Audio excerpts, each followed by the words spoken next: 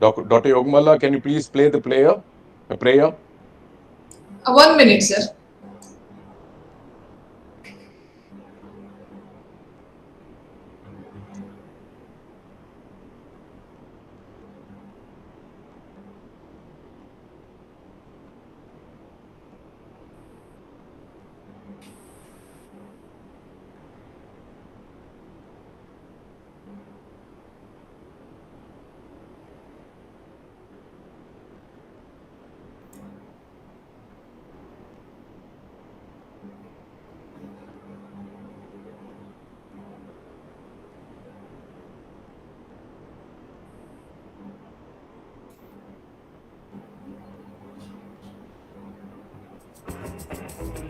It's your thing. Do what you wanna do.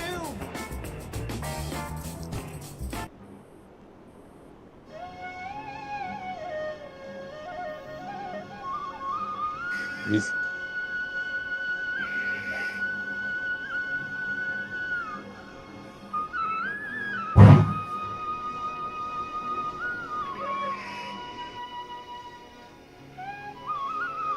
I think we seem to be having a tech hitch probably. So we shall possibly start with a small prayer ourselves based to Vani Devi or Saraswati Devi. Just say that Yam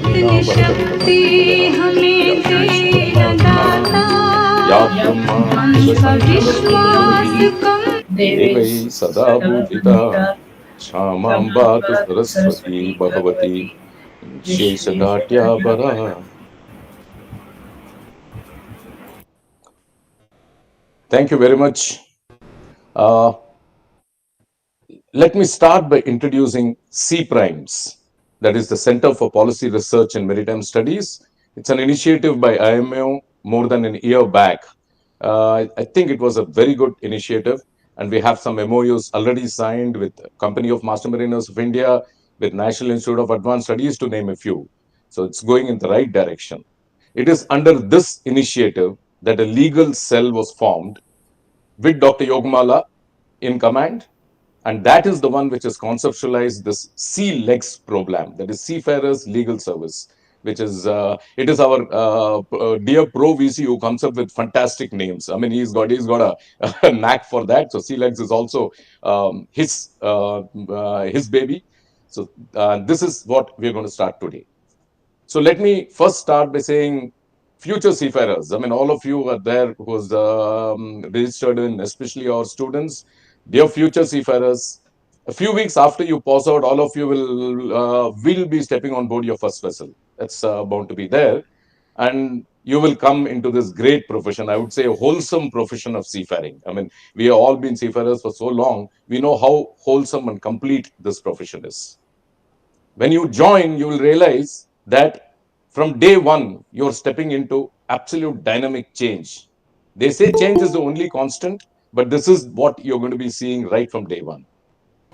Within a few months on the vessel, you will experience multiple changes in your team. Some will be signing off, some will be joining, and not just one nationality. You will be going through different nationalities. You will suddenly see a change of your language, going from an English to a pidgin English to an accented English, to be anything, but it is only English which is the language of the ship. And you'll be getting into that atmosphere where it's not day and night the way it is in India. Possibly the days can be longer or the nights can be longer depending on which part of the world you are in. So all these dynamic changes is something you will get into. And then you will possibly fly out from your country of origin with your country's passport, protected by the laws of that country. And then possibly you land up on a ship which is registered in another country, which is generally called as a flag state. When the word state is used in the legal sense, which you will see from Archana talking about it, when it is used from the legal sense, it is a country that we are talking about. And from this, you possibly go into a port which is governed by that country's law, but it is called a port state. And then, when you are out at sea, you're governed by various laws of the sea, the United Nations laws. So throughout, you're protected by various laws, which is making sure that at all times you have a legal recourse for anything that you do. So I would say how lucky you or all of you are to be protected so well. But this requires you to understand how you are protected, and hence this day, friends, hence this day today with some real industry experts on these subjects. With this, allow me to introduce our dear moderator, Jagmeet. Before I introduce and say what he has written, I would say that one is he's a very dear friend. Another is in the global maritime scene. If some mariner says, I don't know Jagmeet Makkad, then he's not a mariner. He is that well known in the global maritime field. But getting back to this, Jagmeet Makkad is a fellow of Institute of Chartered Shipbrokers, and he is presently the Institute of Marine Engineers chair at the IMU. He is an alumnus of IMU from batch 7781, which was earlier called as DMET. Jagmeet enjoys learning with his students of all levels and feels blessed for the opportunity to deliver lectures in various global maritime universities. This I can vouch by. Yes, he's a great teacher. He strongly believes in EDI. What he says is equality, diversity, and inclusion. He is on the board of VISTA, Hong Kong Women's International Shipping and Trade Association, and is also on the diversity list of Zubin Foundation along with his wife, Dr. Gunit Makkar. He has recently been appointed as a sea ambassador at his farm. With this, I would like to hand over the proceeding to Jagmeet. Jagmeet, ball is in your court, sir. Thank you very much. Captain, can I call you Kishore? Is that okay with you? You said I'm your friend, so I'll call you Kishore because the second part of your name is so difficult for me to pronounce. All right, ladies and That is gentlemen, my first of first all, name. That is my first name, Jagmeet. thank you Second very is my much. father's first name. So All it's right. only Kishore. I don't put that at all. Yeah, Please I go must ahead. say, Kishore, thank you for your kind words. And ladies and gentlemen, especially my dear cadets, please allow me to quickly introduce Captain Kishore Sundarasan. Kishore is an extra master with over 46 years of experience, both in maritime and allied sectors in India as well as abroad. He retired in 2018. I really don't know what the word retired. I don't see he's retired from any part of his sense. As managing director of Kongsberg Digital, a Norwegian MNC majorly in defense, maritime, and energy sectors. He has joined the Indian Maritime University as the professor of practice, reliving his passion for education. Thank you so much, Kishore. And now let me quickly introduce our esteemed panelists to you. Mr. Rajiv Nayyar. Rajiv is a marine engineer, again an alumnus of IMU belonging to the 1983-87 batch. So that makes him 6 years junior to me. From DMET Kolkata again. He sailed with JESCO till the rank of chief engineer, then joined their office in 1995. At the turn of the century, Rajiv joined SR for their LNG project and moved through various roles in SR: technical, new buildings, sales and purchase, quality and safety, and then started handling their oil field business as CEO of that business. After leaving SR in November 2020, Rajiv started his own maritime consultancy. He is an active member of MEPC, MSC, PPR, and HTW Shadow Committee of Director General of Shipping, and he has been part of the Indian delegation to IMO multiple times. He is an active member of IMEI and has conducted the INMARCO 2022. Rajiv, wish you a very warm welcome. Captain Sankalp Shukla, I am not able to find whether he is there, so I will just go on to the next panelist and I will introduce Captain Shukla once he's here. Mr. Harshvardhan Bhave.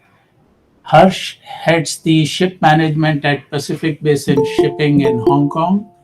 Where I'm sitting, he's just 3 minutes away. We can walk across. Pacific Basin is a Hong Kong based bulk carrier company and is one of the largest owners and operators of handysize and supramax bulk carriers. A 1994 graduate of DMET, now IMU Kolkata, he worked on board the ships until 2006 when he stepped ashore as technical superintendent, eventually rising to his current position as the director fleet, which is in Pacific Basin. And he's responsible for technical management, HSEQ, and crewing for the company's own fleet of 121 ships. And I must thank you here, Harsh, for employing a number of our cadets, both from the BSc Nautical Sciences and the Marine Engineering. Thank you so much. Our pleasure indeed. May your ships continue to increase and so the number of our people on board your ships. Harsh is a strong believer of the equal opportunities as well as providing an environment on board and ashore where his cadets and colleagues can grow. We are delighted to have you with us, Harsh. Mr. Chirag Bari.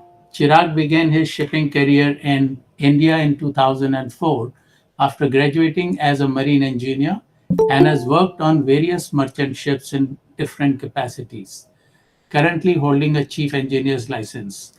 Chirag joined ISWAN in 2015. He's going to explain ISWAN to you, so I will not say more about ISWAN right now. So, after the Maritime Humanitarian Response Program, which is MPHRP, moved its services to ISWAN, he is responsible for the operation and development of ISWAN's international work program and works very closely with regional stakeholders to provide support mechanisms for seafarers and their families in need. Chirag was held hostage by Somali pirates on a hijacked ship in 2010 and has devoted his life to helping seafarers and their families affected by piracy and many other challenges. His passion to serve seafarers has gained widespread recognition and he has received prestigious national and international awards. So we'd like to hear more about what happened in the Somali pirates and a lot of lessons to learn from that, Chirag. We are delighted that you are with us today. Ms. Archana Reddy. Archana is an advocate, having done his master's in law from IMO's IMLI, which is the International Maritime Law Institute in Malta. She started her legal career as a maritime lawyer with late senior counsel S. Venkateshwaran and also worked as a full-time in-house legal consultant with the Director General of Shipping, advising DGS in various matters pertaining to the Merchant Shipping Act. And she's going to tell us a lot about the Merchant Shipping Act, including chartering, multimodal, and amendment to the Merchant Shipping Act. She was advisor to various major ports, including JNPT. She also assisted the government of Seychelles during their IMSAS audit, including drafting their corrective action plan. She has been a speaker and consultant in various capacities, including at IMO. Archana specializes, she likes to say super specializes in the United Nations Law of the Sea Convention. These are the laws pertaining to protection of marine environment. No, I just made a mess of it.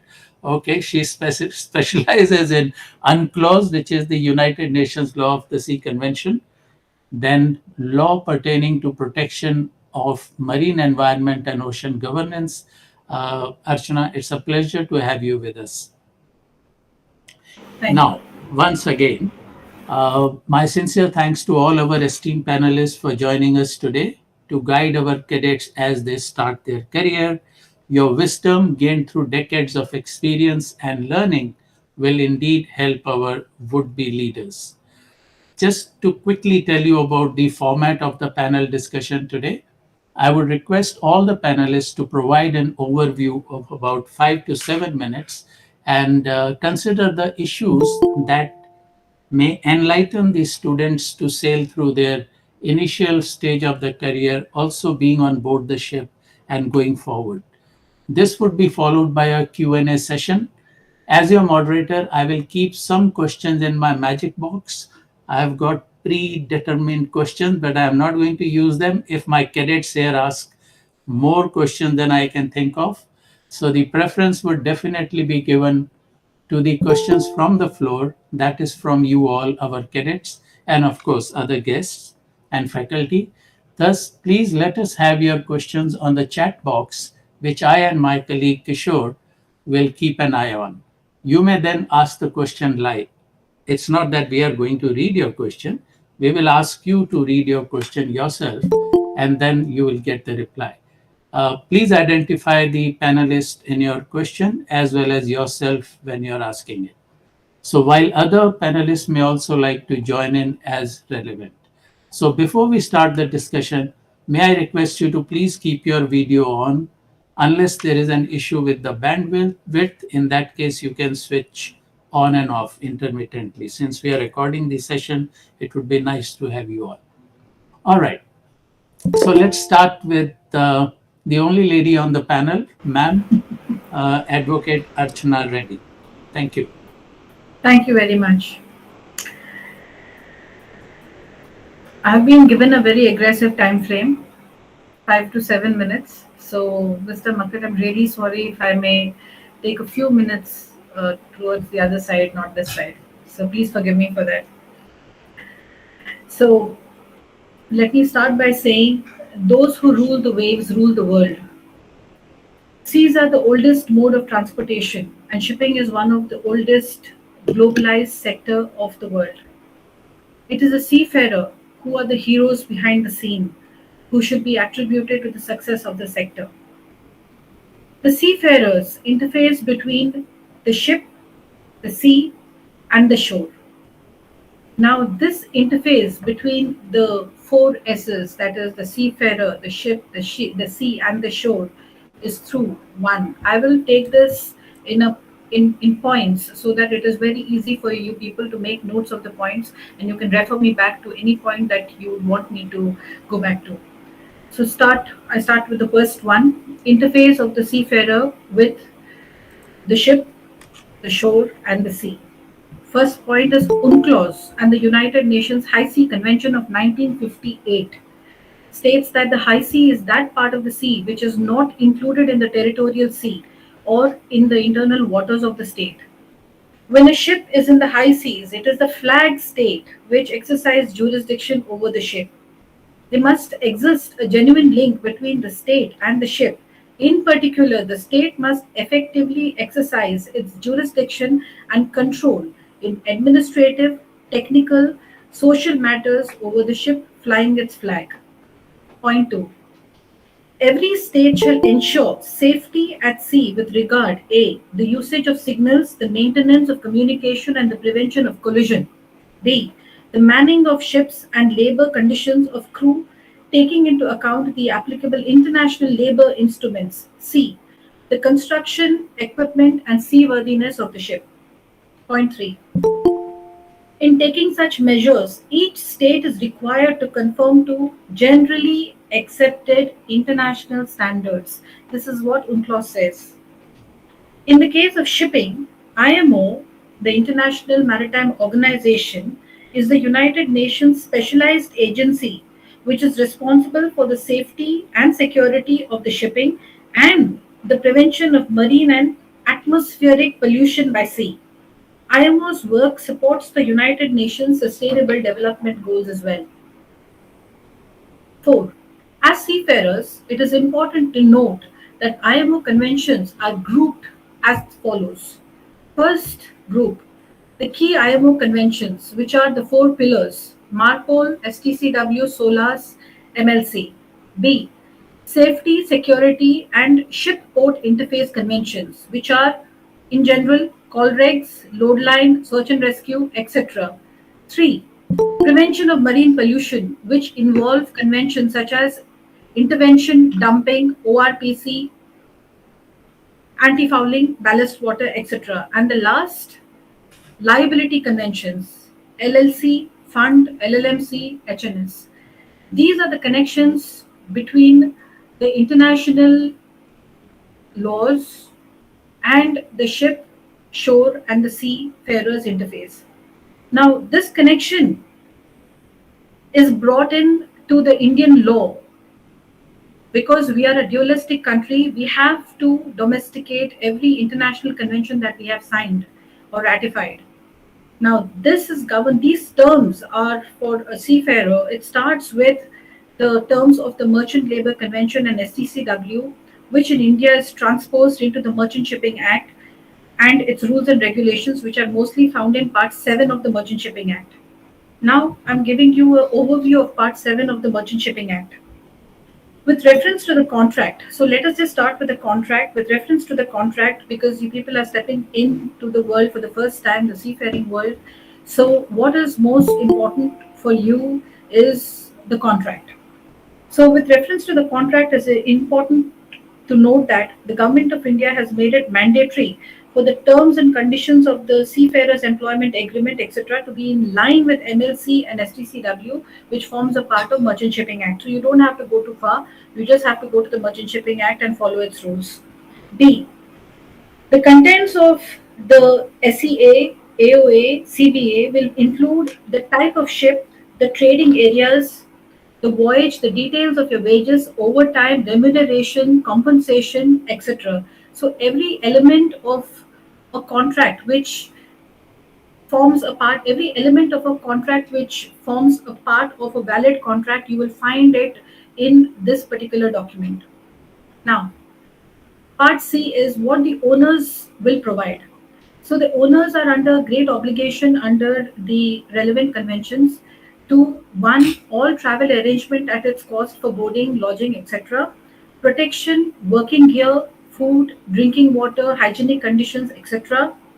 Disability of 50% or more shall be considered as a full disability. So the disability compensation will be over and above the terms of the contract of wages.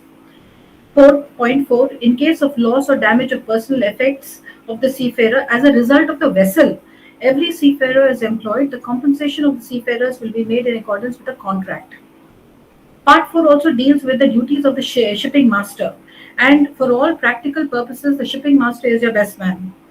In brief, the shipping master's duties also include hearing, deciding disputes between the master, owner, agent, etc. Part 4 stipulates details on your certificates, on medical examinations. It prohibits engagement of seafarers without identification documents, and in the event of disputes outside India between the master, owner, etc., and the seaman in respect of the contract, such disputes will be referred to the Indian consular officer. G. The master of the Indian ship shall not discharge a seafarer, a seaman, before the expiration of his contract, unless the seaman consents to his discharge or except in circumstances beyond his control, etc. I mean, I'm saying etc. because there's too much of, you can ask your questions and we can go back to the book. The master of the ship, before paying or discharging a seaman, will provide full accounts in a prescribed format of the seaman's wages and all deductibles as possible. If the seaman is in distress, the Indian consular officer nearest shall provide the return of the seaman to a proper port along with the necessary clothing material. And with reference to offences and disciplinary issues, if the seaman commits any of the following, that is, quits the ship before leave or after arrival of a port, or before she or he is placed under security, he is guilty of willful disobedience to any lawful command or neglect of duty. He is guilty of continued willful disobedience to laws, commands, etc. Willfully, if he neglects, I mean, I've already covered this, neglects his duties.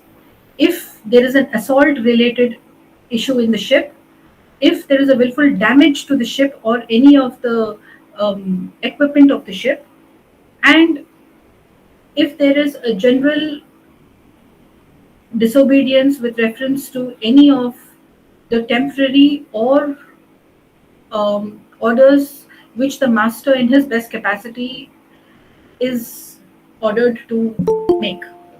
So actually the part 7 is a very wide ambit and it covers probably from alpha to omega. It covers the entire journey of you from the beginning. So there is no other place to go. In summation,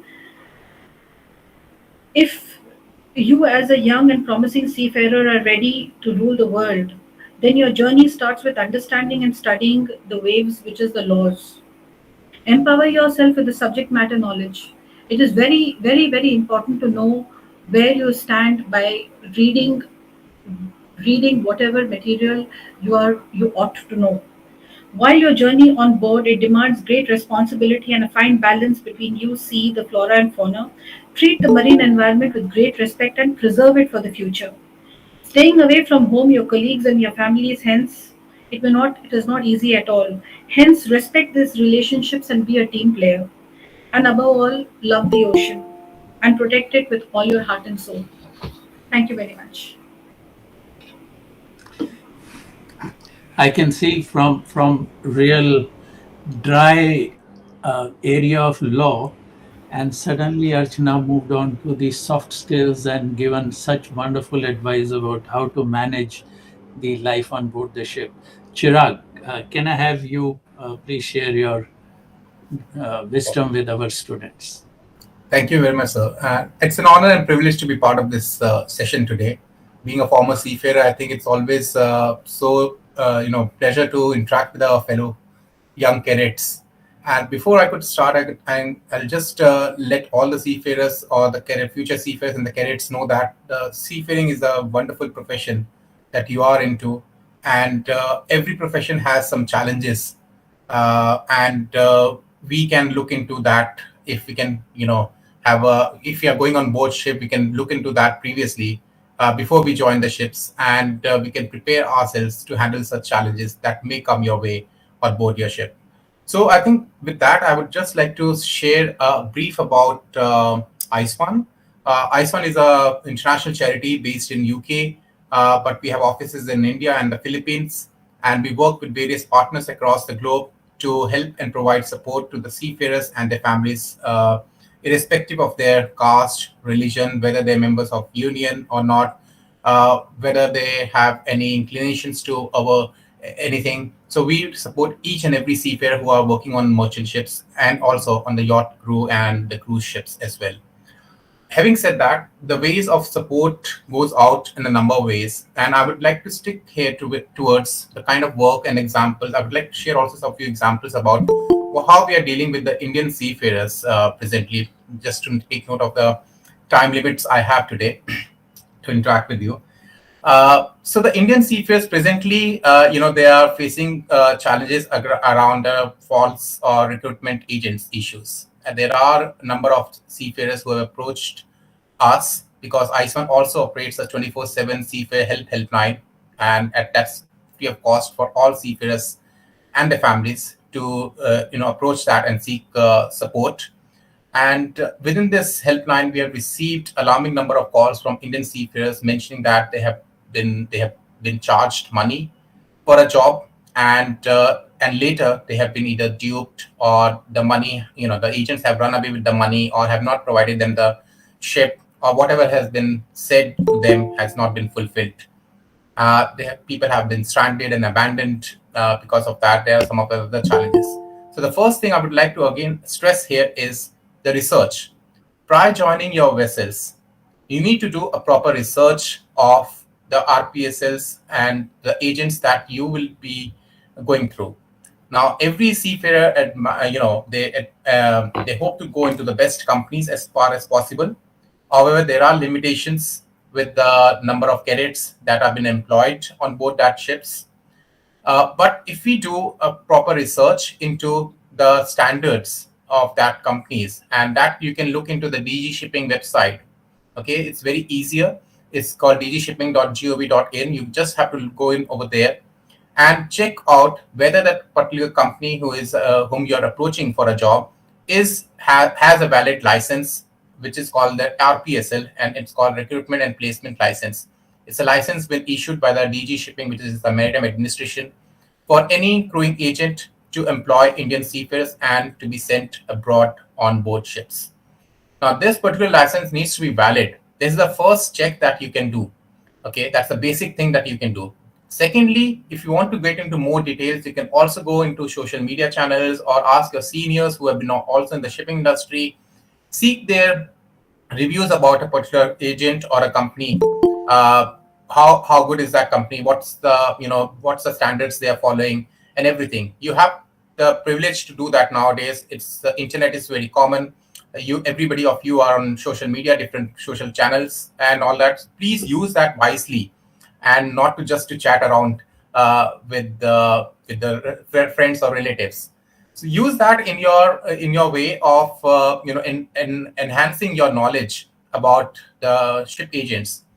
I'll give you an example. That if at all any agent, any company is asking you for money, first of all, you need to be alarmed for that.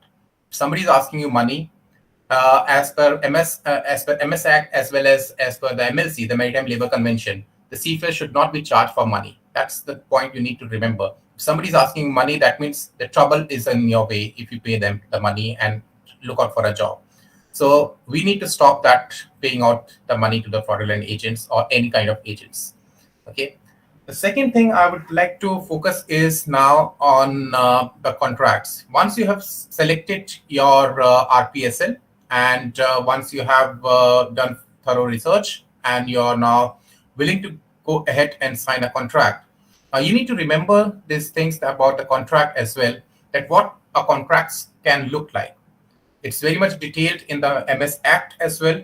What should be there in the contract: your name, your rank, ship name, IMO number, very, very basic things, your CDC, the port of joining, the date of joining, the wages that you have agreed with the company, your overtime allowance.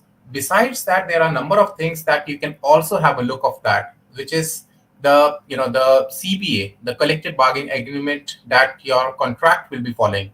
It's not necessary that your contract needs to have a CBA, but definitely you need to have a look of that, what kind of contract you have, whether all the details of your contract, everything has been mentioned in there, as what Archana ji also just mentioned, is about details around your death. If somebody has a accident on board, what are the provisions in there that the company will look after you and your family? Why we are stressing in here is that we have received so many examples and so many cases over the last few years on how seafarers have been, in some of the cases, have been mistreated. We came across few cases where the seafarers have not even signed the contract. It has been only signed by the company, and the seafarer hasn't signed the contract even.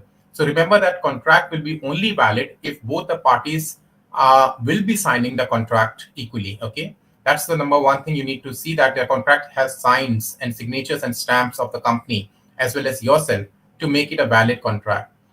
The secondly, you need to also look into the other remunerations, compensations, things which are mentioned in your contract and has been followed or not. Suppose we also receive examples from seafarers, seafarers come out and say that I've been on board now for 3 months and I have a marriage at home and I want to go home.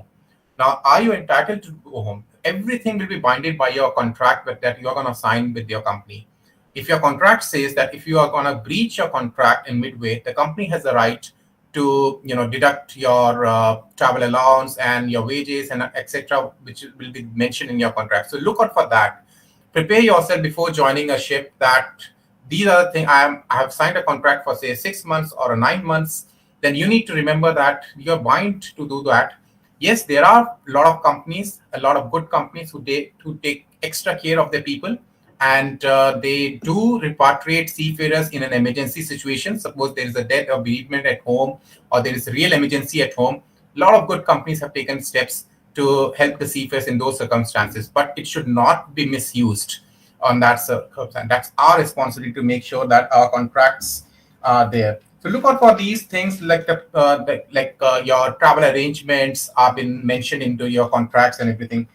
And before you join, you need to also remember about the e-migrate, which DG Shipping has rolled out. And e-migrate means basically the DG Shipping will share the data of your with the immigration office at the sea or at the port. That means the airports and at the seaports. Whereas you will be able to then go on to your journey without any hassles. So what happens is that before when you sign a contract with your RPSLs, the RPSLs will send the data to DG Shipping that we have signed this contract, and with the seafarer, they will upload everything on the database, and there's a common database of the e-migrate, and then you will be receiving an email onto your registered email IDs from the DG shipping office that yes, you have been e-migrated to join a ship. So look out for that email, whether you have received that email or not. We have received cases in the past and recently as well, where the seafarers have mentioned, when we asked a query from them, they said, oh, we have not received any email, but my company is saying that I've already been e-migrated. They went to the airport and then sadly they were not allowed to go. And when we asked them for the question, they said, yes, I paid money to the agent. And this is what you need to check. We recently received a lot of fraud cases as well, where the seafarers have received fake Form 1s, which has been issued to you after you are e-migrated. The fake Form 1s have different spellings or they have been photoshopped. So I think these are all things you need to remember. The other thing is we recently received a case where even the email which I'm referring to, you will receive from DG Shipping, even that email ID has been forged. It was looking like it's very similar. Even we were like of the apprehension that it's a real ID. I approached the DG Shipping office and they said, Chirag, have a look of that email. That's not our mail because there's a S missing out there. So, you can imagine that the people are going into the frauds at that level, and that you need to remember every time before you join ships to prepare yourself well enough, do your proper research. Number one thing is don't pay money. If you're not paying money, half of the battle is won, that you will be going in a standard company and no standard company will charge you ever for your jobs. So I think that with that, I think I would like to stop here. But there are a number of things which I think I would like to again highlight is on once you are on board ship. If I'm given time in, once all the panelists are there, I would like to talk about your conflicts on board, and I would like to talk about how you can avoid those things and have a healthy relationships with your seafarers on board. So, yeah, Chirag, I think you can go ahead for the next 3-4 minutes. Okay, then I can go ahead for the next 2 minutes. I won't take much more. But I think, so once you're on board, then you also need to look after into your health and well-being things as well. You need to make sure that, your contracts will also mention that if you have, had a fight with somebody or your conflict with anyone, the company has a right to disembark you, or if you have been found into drugs, alcohols, those kind of things, the company has a right to, send you home. So all this will put a bad impact on your overall careers ahead of you. So you need to make sure that you have followed all the policies in place, as well as what you have to do is on board ship, you have to build up your own a new family. Or that seafarers you will find on board ship may not be from the one nationality.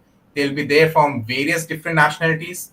It could be 6 or 7 nationalities on board. And then how do you build up your teamwork with them is about your, respecting each other, making sure that you have empathy, and making sure that you understand each other by, giving them a chance to explain their viewpoints and respecting their viewpoints as well. So it's all about social interactiveness on board is nowadays is very important. You can avoid a lot of conflicts on board. Recently, we had a case where a seafarer, they were playing cricket on board. It's normal that when you have time and if the ship, the trading pattern allows, you play cricket in the holes or somewhere. And they had an argument among each other. And now what happens is that the argument reached to such a level that both the seafarers were sacked by the company. Now that has put a lot of burden on their mental health as well as their future careers. When one of the seafarers came back, he approached us and he asked, can you help us? We said, if you have done some mistakes, it's up to the company's policy and it's as per your contract. And this is a lesson for you to not to learn. So it's very important. The kind of stresses that goes on with those kind of things is huge, because then in your next contract, when you go on a different company, they will ask you why your contract was signed, why you have signed off in the mid of your contract and what happened. They might want to go back and recheck with the older company on your performance. And if that gives a negative impact, the entire career is at stake of yours. Okay, so just remember all these things, that how we can build up an inclusive environment where we can respect fellow colleagues, where we can respect their thoughts. And also that one of the other thing is that a lot of women seafarers are coming on board, which is very exciting. But are we ensuring that we have policies and procedures in place to give them also space as well as give them the environment to perform.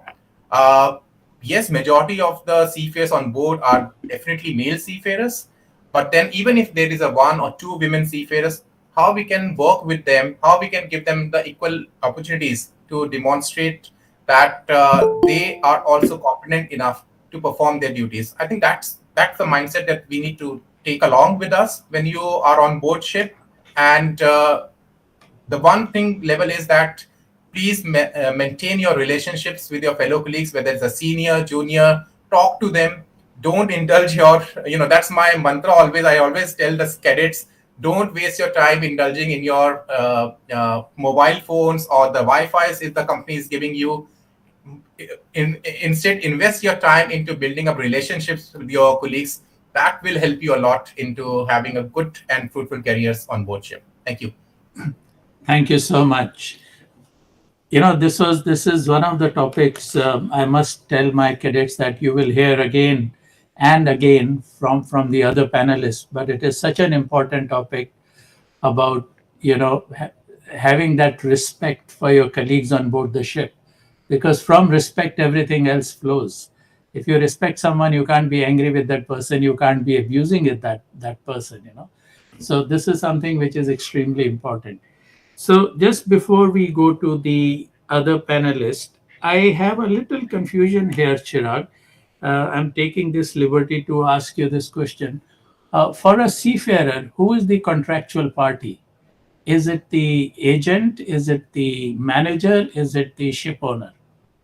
I think it depends on the place where he's been recruited.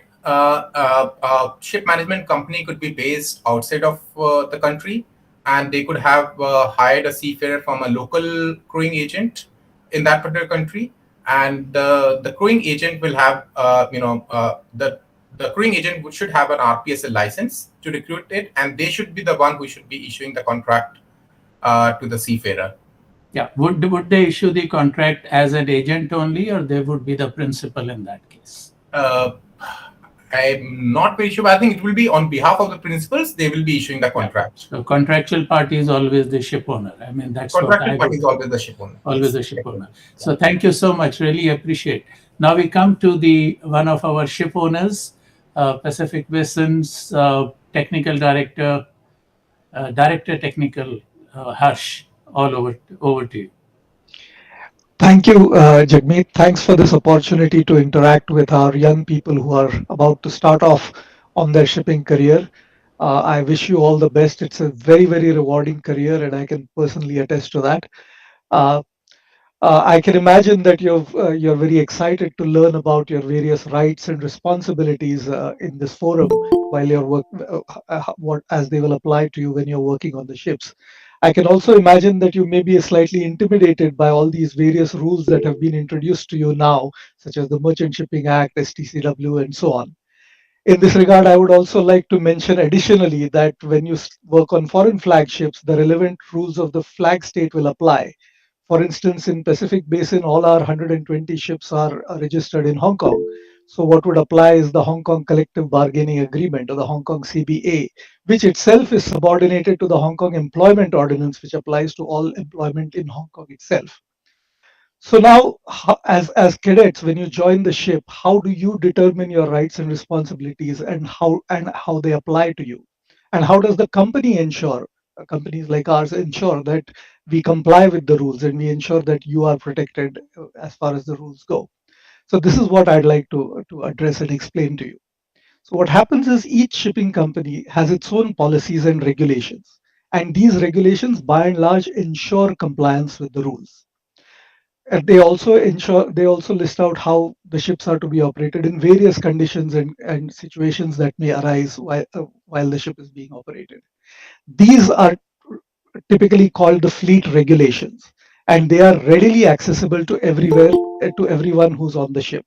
They are usually kept in a place called the ship's library, although it's not like a library you see in college.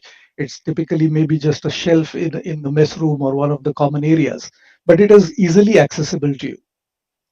Uh, each company structures it slightly differently, but by and large, it covers pretty much the same topics.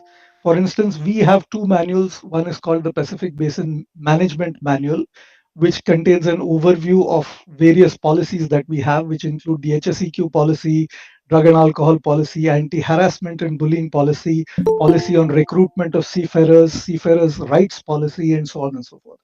Then we have the fleet regulations, which detail all of these policies. For instance, it has the rights and responsibilities of each rank, including cadets on board. There are also various other aspects of your life on board, including what sort of accommodation you'll be provided, how your salary is to be paid, how your allotments are going to take place, and so on and so forth. So all of this is there on board and available to you. In fact, it is a requirement that you read these or familiarize yourself with these when you join the ship. You're required to actually sign these manuals. Now, many people don't go into detail on these. It is a bit voluminous, I have to confess. And they just sign it. But I would encourage you to take the time and at least initially read those sections which actually apply to you. Then you can further take the time and read everything else, because they are very good manuals and they basically outline the correct ways of dealing with various issues on board. So that is how you know what your rights and responsibilities are, and that is how it is easy for you to comply with them on board. That is basically what I wanted to introduce to you. Thank you. That was very crisp, to the point. But I must ask you that when you're making these policies and having different manuals, before joining the ship, do the cadets are asked to read those, especially with regards to their rights and obligations? Well, as far as our company is concerned, I mean, we have a manning agent, pretty much an exclusive manning agent in India called TriStar.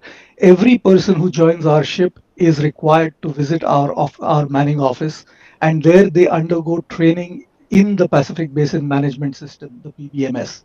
So there, these aspects will be clarified to them. Okay. Thank you, Harsh. Thank you so very much. I may add that in these manuals, there is also contact points provided by the various administrations, for instance, Hong Kong, because we are Hong Kong flag, and Indian DGS for grievance redressal, and also our own internal mechanisms, where we have confidential reporting systems, telephone numbers, DPA, etc., which can be contacted in case there is any issue. Okay. Thank you. Thank you so much, Harsh. So now let's move on to Mr. Rajiv Nayyar and listen to him what he has to share. Rajiv. Thank you, Jagmeet, and a very good morning to all of you. And thanks, Rachna, Chirag, and Harsh for bringing us up to speed for these cadets up to a level. What I will try to do is now take it to the forthcoming. I think you've done a very good groundwork for me to build upon. Uh, Taking note from what Captain Kishore said earlier, you will face change. Change is going to be there. Now, what would be have been happening some time back was the changes were related to what Captain Kishore highlighted, people signing off, etc. But there are certain other winds of change which are sort of technical in nature, which are blowing now and will blow stronger in the days to come, and which is what I want to share my thoughts on with you in the next few minutes. One is purely driven by climate change. This is becoming a more and more seriously discussed topic all across. It's not only limited to maritime, it is across every industry, and maritime is also part of it. So, you are going to see certain technical changes coming about because of the impact of climate change and a commitment from IMO to also contribute to the various international agreements we have, whether it's Paris Agreement of limiting temperature rise. So, how will maritime contribute? So, that is one aspect which is going to impact. The other is the, I would say, fast paced changes taking place in communication, automation, etc., which has already brought about changes in the other transport sectors, and is also going to bring about a change here, because there's a concept of mass which is coming up, which is under discussion. So these are the two broad areas on technical part which I would like to share my thoughts with you. Besides the softer aspect, which was touched upon by Chirag also, of the human element aspect, the changes which are taking place in the manning as we go along. So first, coming to the technical aspect on the greenhouse gas reduction, there is a commitment. At the last MAPC, there has been a revised strategy running from 2023 to 2028. And what impact this has is, still now we were so dependent on fossil fuels to be the fuel for propulsion, that that is something which is under serious vision how to reduce that, because that is how you will reduce your greenhouse gas emissions. So you will see new technologies, you will see alternate fuels, and for you it is all the more important, because for you it is not next year, next 5 years, it is possibly the next couple of decades, or maybe even 3 decades, where you will be seeing the real impact of all these changes. You would possibly see wind getting used. You will possibly see alternate fuels. People are talking today, working on hydrogen. People are working on ammonia as a fuel. People are working on methanol as a fuel. There is talk of synthetic fuels. So this will change the sort of equipments on board the vessels, and therefore knowing what is happening in this field is also essential for you, because it will also possibly change the sort of competencies which you require to have to deal with these new equipments, new technologies, and new fuels.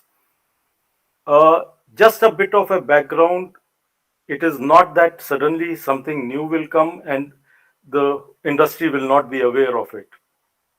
It, it is already in the process. There are regulations being developed.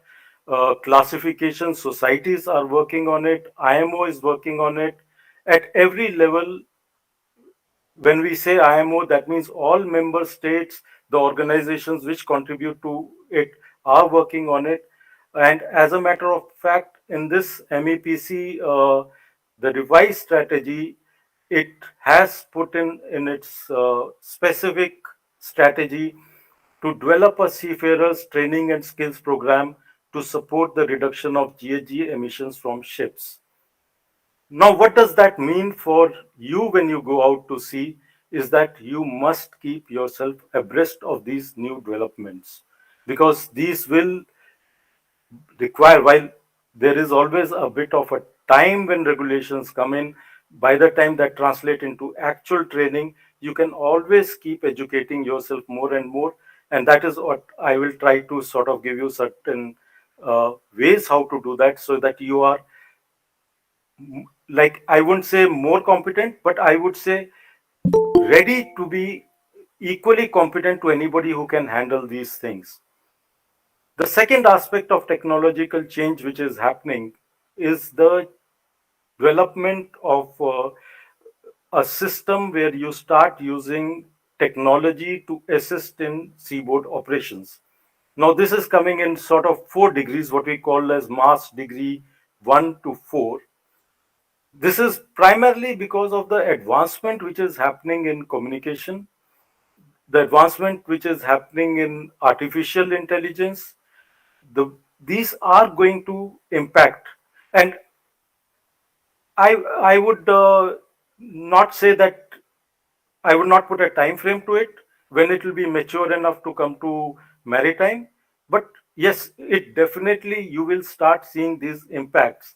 Just to give you an idea, the degree 1 and degree 2 are already existing to some stage. You have already unmanned machinery spaces. You already, there are talks now of unmanned bridge spaces also.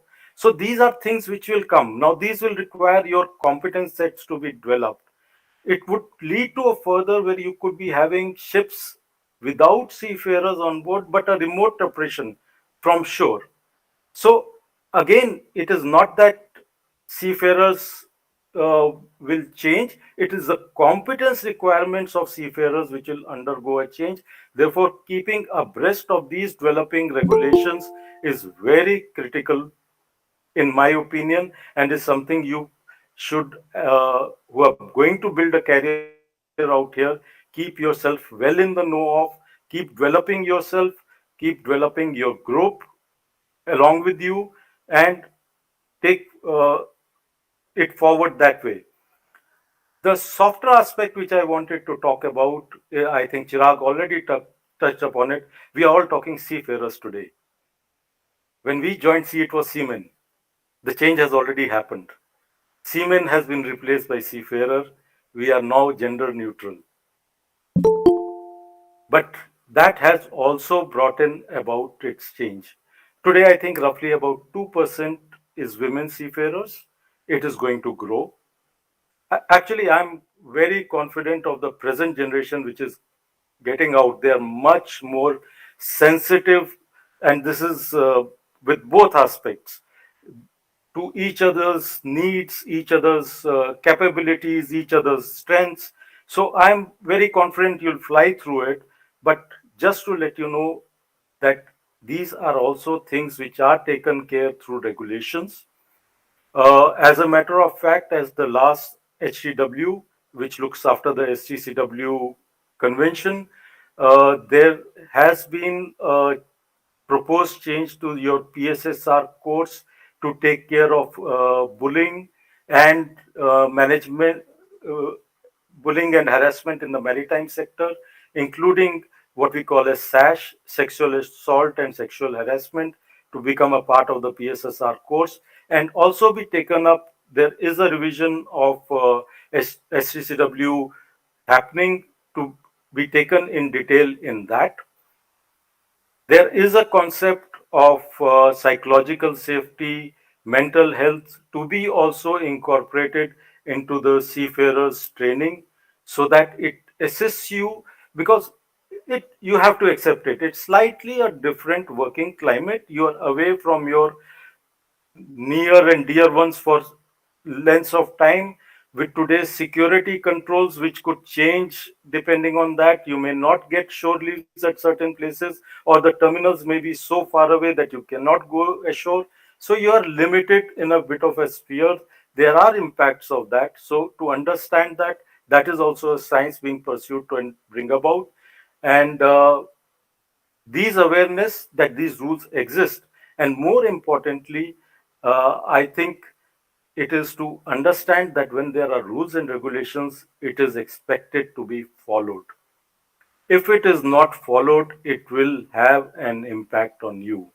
Therefore, it is not only essential to follow them, but also essential to know them so that you don't get caught unawares also. So it would be, at the moment, what I would just finish off by saying is, please do be aware of these, not only of your rights, but also of your obligations, so that you have a successful career and also develop yourself so that you are the most sought after seafarers for any shipping company. Thank you. Thank you, Rajiv ji. Thank you so much. Um, Kishore, would you like to take this opportunity? Uh, Thanks, Jagmeet. I would say that I think the topics that is being discussed is so relevant for the seafarers, as he said, gender neutral. I would say boys and girls and our students. It is very, very relevant to have more. And our Calcutta campus has already asked for Chirag's coordinates, which he's already put it in the chat box, which helps everybody else. So I would rather leave the floor open for the cadets to ask, not just chat. So they could also come, or the participants. So let us start with that. I see one chat just now coming up. Shaurya Srivastava, second year IMU CC batch cadet. Um, my question is to Mr. Chirag Bari is what all skills. Chirag, you can read that, I think, instead of me reading it out. So I would refrain from saying anything about this, Jagmeet. Let the boys and girls come up. Yeah, but where are you getting these questions? It's in the chat box. You open the in-call message on the right-hand side next to the participants. There is one a square box. You open that and you will get that. I Chirag, can you read? see. Yeah. Okay, it So, just come in. Shall All I right. read it out? do you want, Dr. Chirag, Okay, can you would you read the like question? the cadet to read it out himself? And I think that's a good idea. It will be a good prompt for other cadets to ask. So, Shaurya, can yeah, you ask the question yourself, please? You can unmute and you can put on your camera.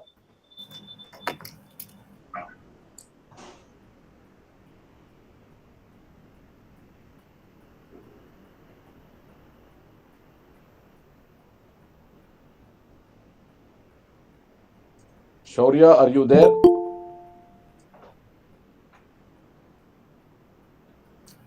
anyhow, maybe we Anyway, can read him on his behalf and take it ahead.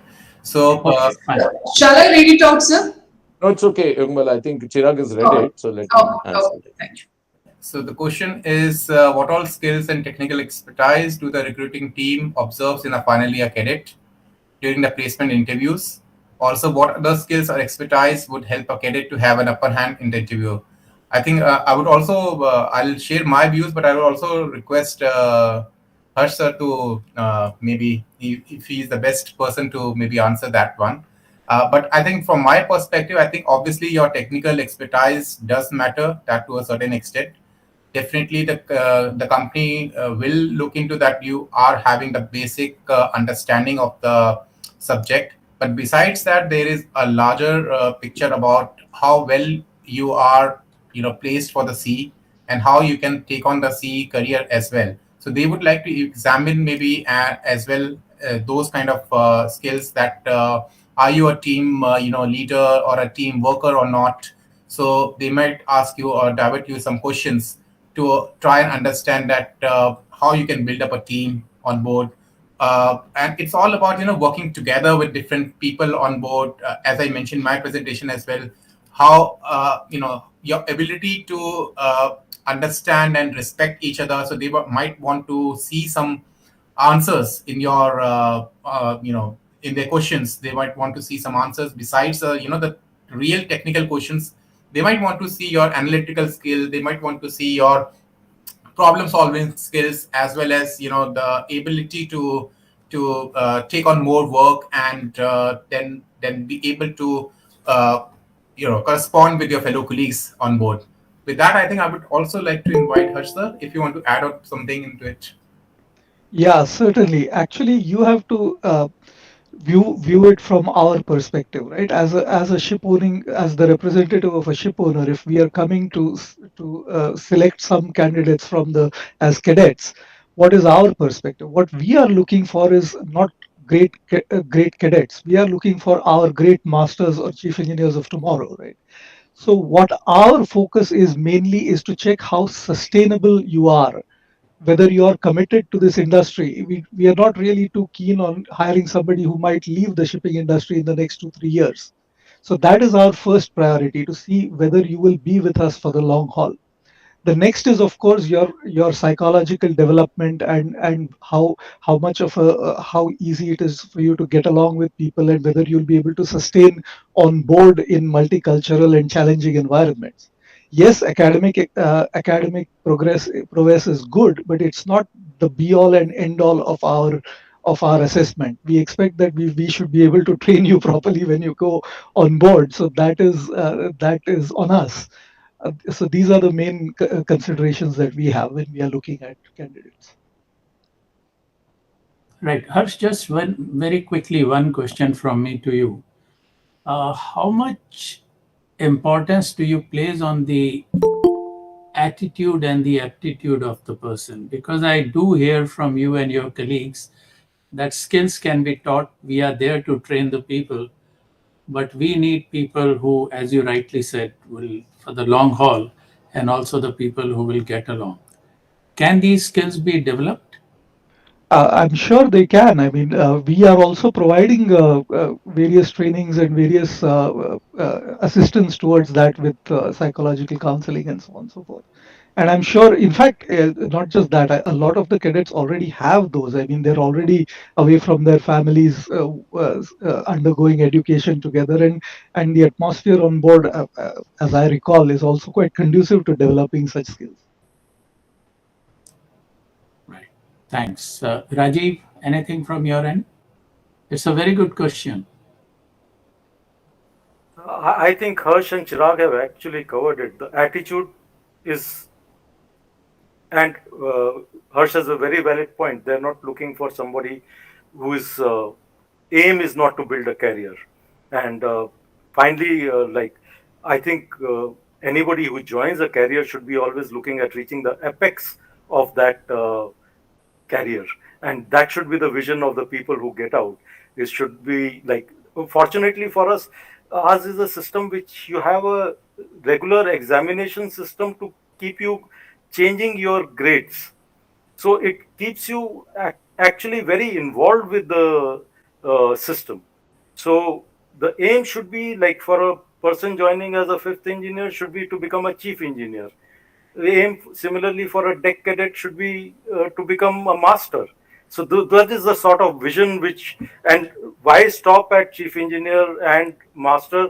Why not then look after that come ashore and then contribute back to the industry in a senior role? So that's the sort of vision which should be developed for the right from the beginning, so that the aim is not to simply join a ship and get a rank on a ship. The aim should be, after maybe 10 years, 15 years, be ashore and be contributing to further development of the maritime industry after reaching the height of your particular stream which you reach. That would be my thought process. Yeah, Thanks. thank you for that. And I liked what the way Harsh put it, that when we are interviewing, we are not hiring cadets, we are hiring future masters and chief engineers. I think that sentence itself says a lot. I mean, then you are seeing through, not seeing, looking at the person. You're seeing through the person. You're seeing through the mark sheet. You're trying to find out, those qualities which will take that person and make that person an asset, whether it is he or she, an asset to the organization. All right. Any other question, or Gajanan, Captain Gajanan Karanjikar, you'd like to add something to it? Kishore, anything to it? Yeah, few things I would also like to put forward to our young friends is Yeah. that their entire lifestyle is going to change. They should go prepared for that when they join the ship. As a matter of fact, here you get your home food, and you have the noise of honking outside. You have a beautiful pollution. You name it where it is, wherever you are. And the minute you step on board the ship, you're going to be on the watch keeping. 4 on 8 off, 4 on 8 off, and you're going to be eating some Filipino cook's food or some other cook's food. And those kind of changes also is to be kept in mind for these youngsters when they join, that hey, I have to be open to change, as Rajiv correctly said. Open to change is important. Gajanan is putting up his hand. So Gajanan, please go ahead. Yeah, hi, good morning, everyone. Thank you very much. This is a very interesting discussion and very subject which is very close to our hearts of everyone who has succeeded in their careers at sea. And also, some of you are legendary figures, assured. So, cadets are really blessed today, I must say, with this kind of discussions. I just want to add 2-3 experiences where I have been involved in that mentoring of cadets under the CIMI, where 4 cadets which are under me, just for the benefit for the cadets, they all were, of course, I had interacted with them about 3-4 months before joining ship, taught them a lot, great deal of, things that need to be done on board and things like that. However, when these guys, they went on board, they did have some issues. And one of them had a very serious issue of getting along on board.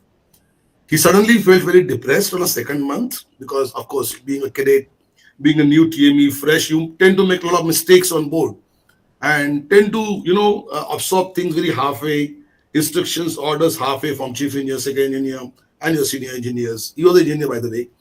So he did call me from one of the ports and told me, sir, I want to sign off. I said, why do you want to sign off? Because he said that I am feeling depressed, I'm making a lot of mistakes. So just want to add this. I mean, you will definitely make mistakes on board. That's not natural process of learning on ship, and this is the only education. I'm very proud to be a Merchant Navy cadet myself because I learned everything practically before I could touch my books. So this is, I mean, you guys have learned from the books as well. When you go on board, you will definitely have this kind of practical mistakes done. Don't get depressed. Try to make, somebody told me long back, try to make smaller mistake, not expensive mistakes on board vessel. So going by that cue, make a mistake, commit to yourself, tell your seniors, sir, I think I made a mistake here. The only way to learn things on board is to respect everyone and get involved in the ship's work. You spend 18 hours a day in the engine room. I'm sure in 6 months' time, you learn a great deal of it. I spent myself, first 21 months as cadet, 18 hours on deck. And this is how I could straight away become a second officer instead of third officer because I could do everybody's job on board. I would do draft surveys that time for chief officer as cadet. Idea is to learn more, focus on learnings, utilize that 6 months' time as a great deal of time you have with your seniors. You respect your seniors will teach you a great deal of things. Don't go as per what they are saying and how they are saying and how somebody is speaking to you. Just see the content. One of the cadets really did a great job on ship, and this is to encourage you that he had a difficult master. He was a cadet on deck, cadet on board, and he was a difficult master. And but he called me from Brazil once and said, sir, as you said, I've been respecting everyone on board and I've been really trying to do whatever they say, and I'm really running around everywhere, and this master still doesn't like me. He doesn't like me at all. So I told him, don't worry about it. He will change in a month's time. And how many months he has done on board? You have done 2 months. He must have done 1 month before you. This is the beauty of profession also. So if you don't get along with somebody, just bear with it. He will sign off in 2-3 months' time. And you will get a new superior, which will be much better than the last one, I'm telling you. Because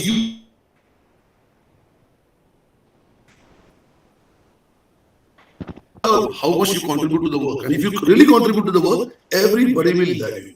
Our times were there where we were loved across the board on board of everybody, including bosun, those the Sarang, and all the crew used to love us because we were the youngest, 18, 19-year-old guys. You're slightly older than us, but I'm sure with your attitude and with your respect to everyone will like you, and there's everybody you can learn from ship.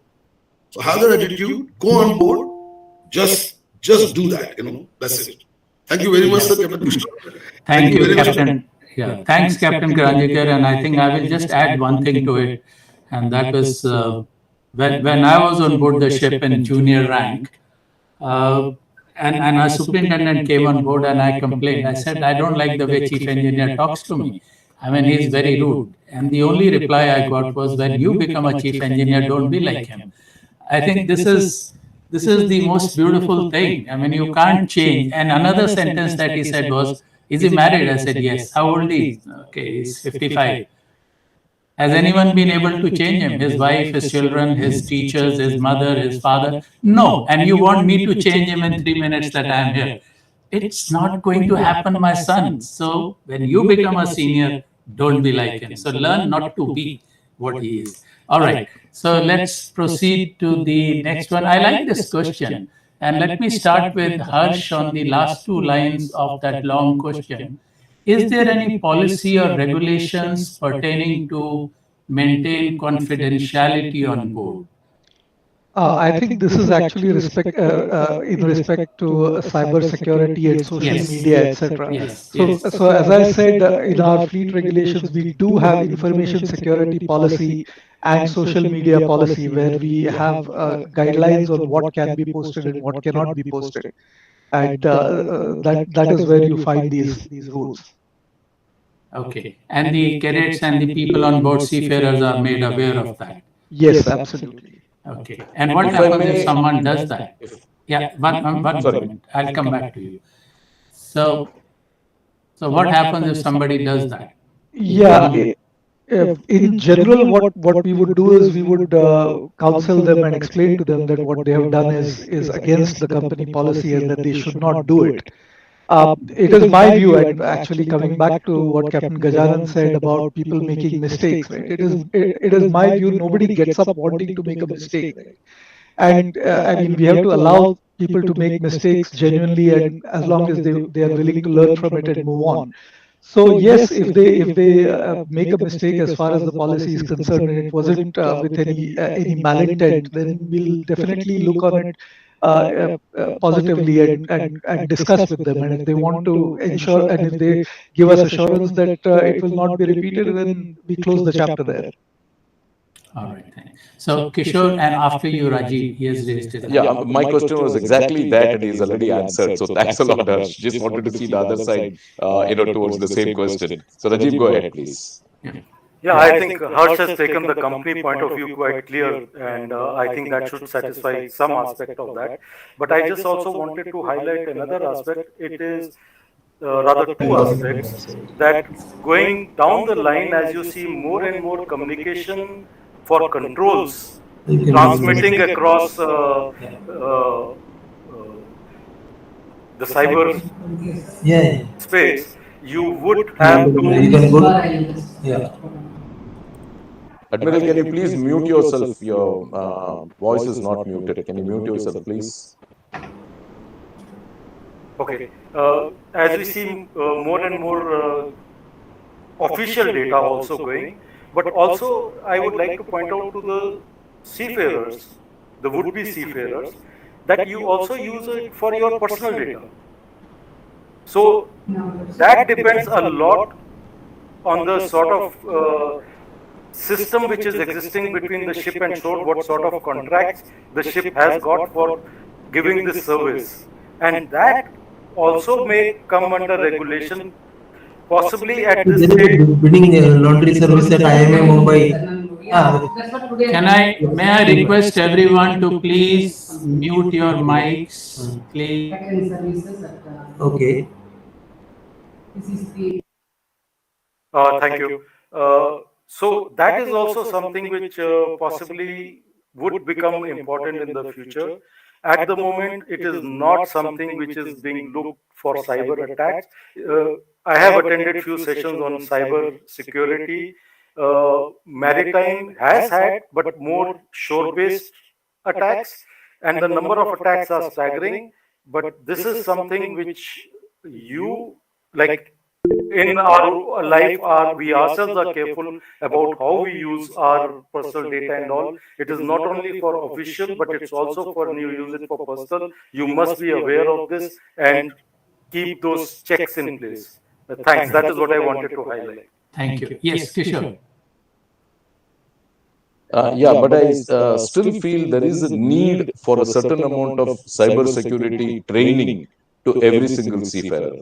So I would rather say that yes, we should have some kind of an introductory course, especially handling media, social media, as well as a thumb drive or a media from outside or whatever, and their own responsibility towards this overall operation. Harsh very correctly pointed out, you have everything written there, but these guys also should know their responsibility. So that's the I 100% agree with you. I mean, how to deal with media. Let me give you one example. A lot of businesses in commercial shipping, which we do, carry specific cargoes from different ports. And our charterers do not want that information to go out. They tell us which agent to appoint. We can't even appoint our own agents.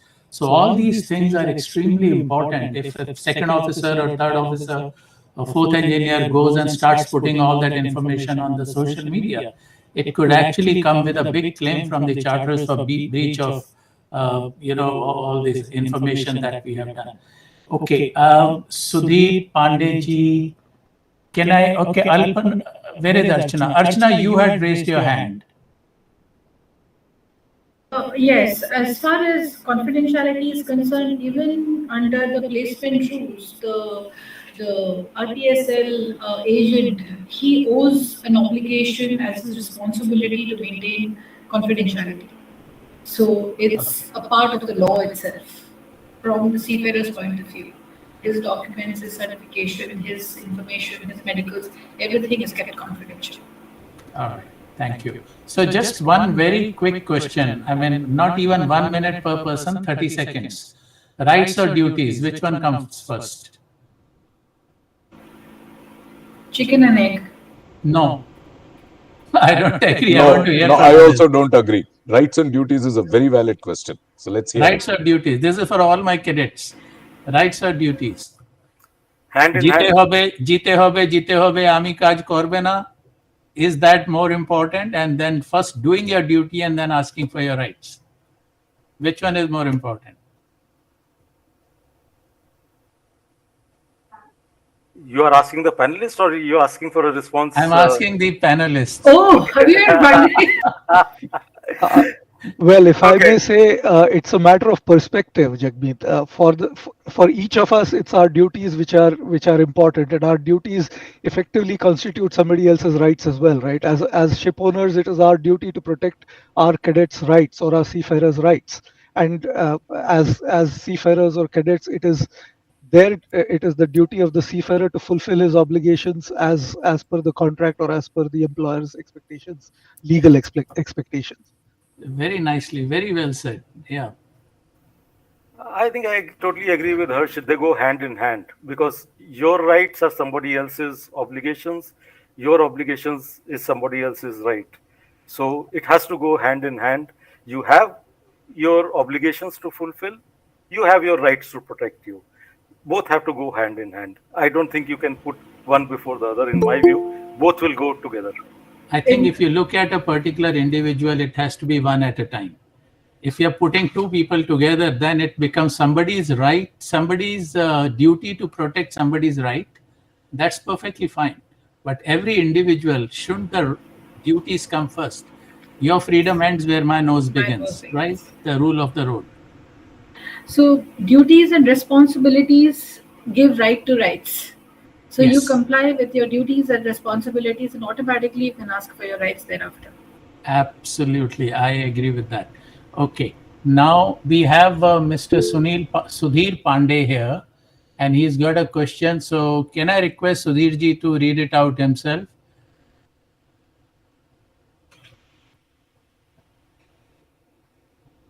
Mr. Sudhir Pandey, faculty from IMU New Mumbai campus.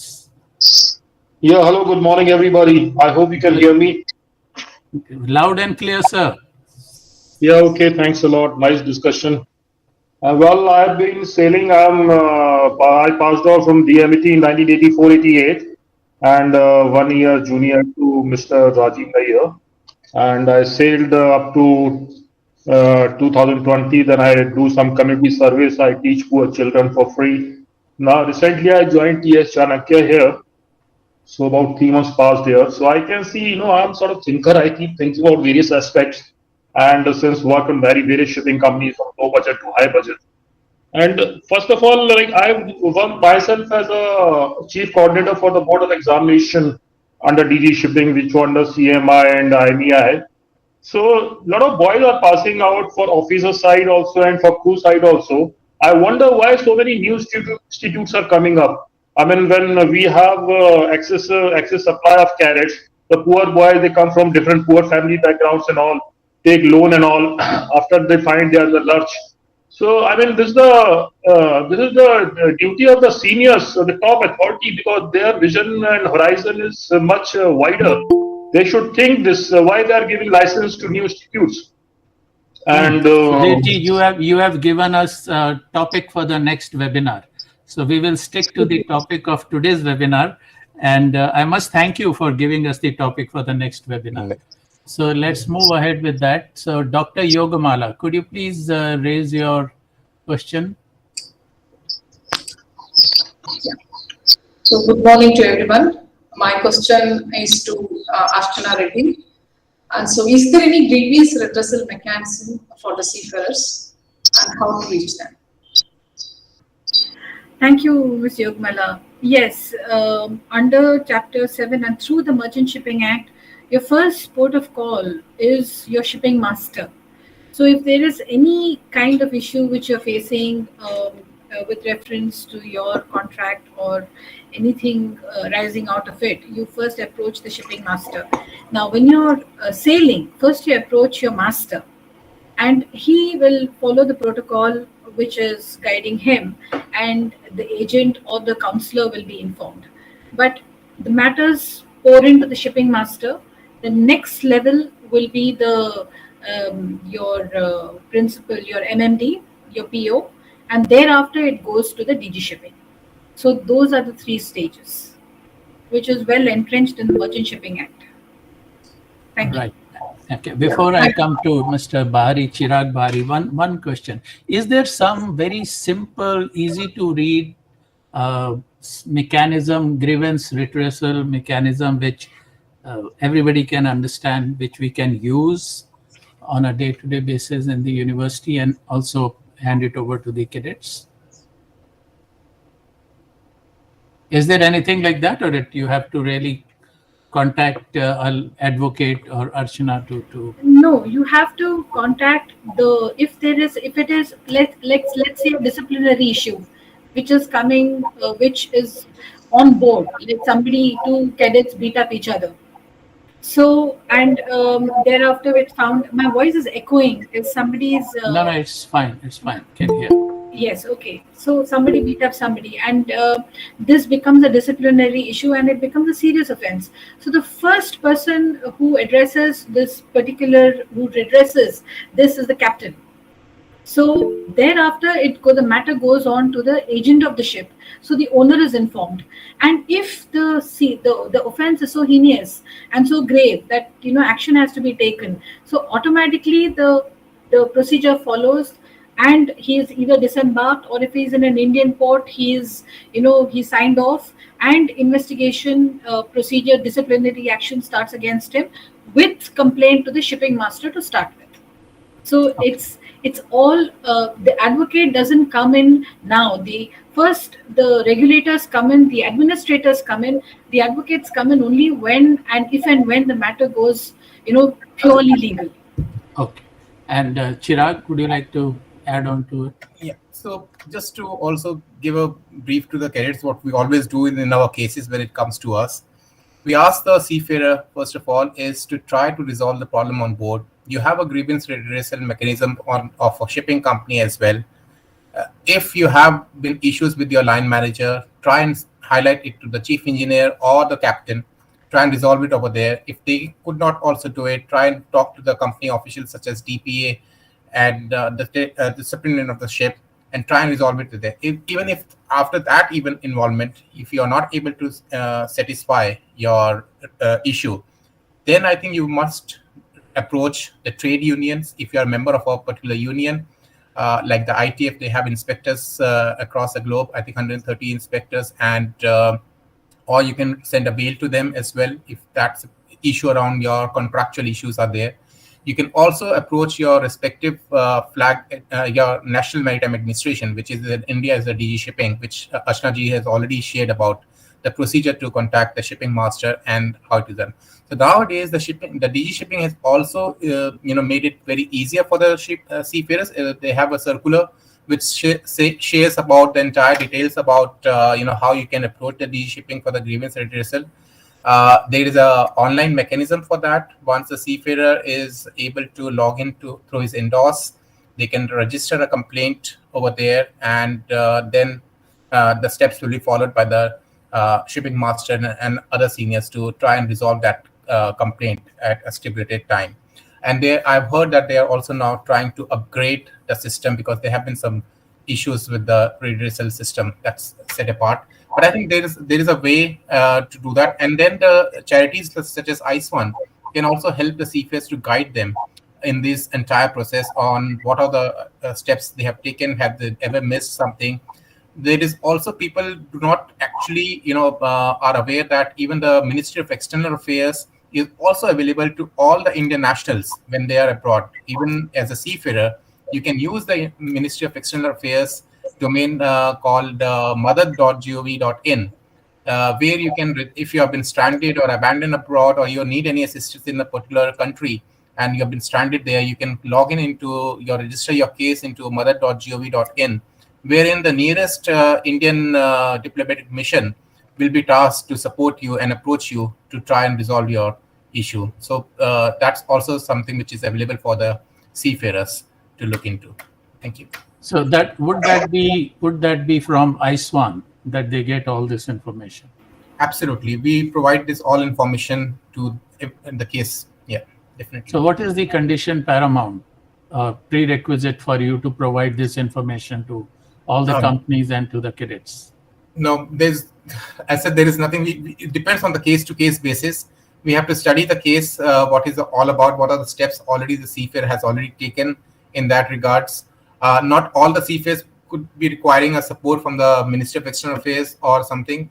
They might get that case resolved within on board ship. As I said, we always try and encourage seafarers to try and resolve the issue within on board ship with the support of their seniors and the company officials as well.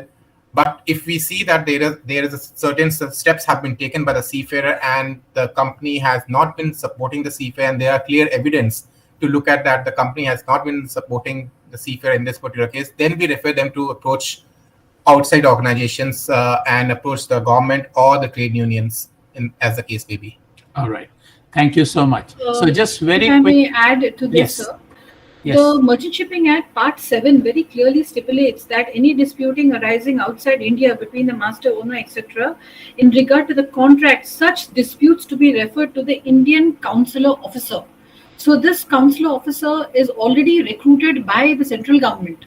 So in case of any issues arising out of the Merchant Shipping Act, this has to be first logged into the ship's log, and as a mandatory procedure, the DG Shipping has to be informed via the channel.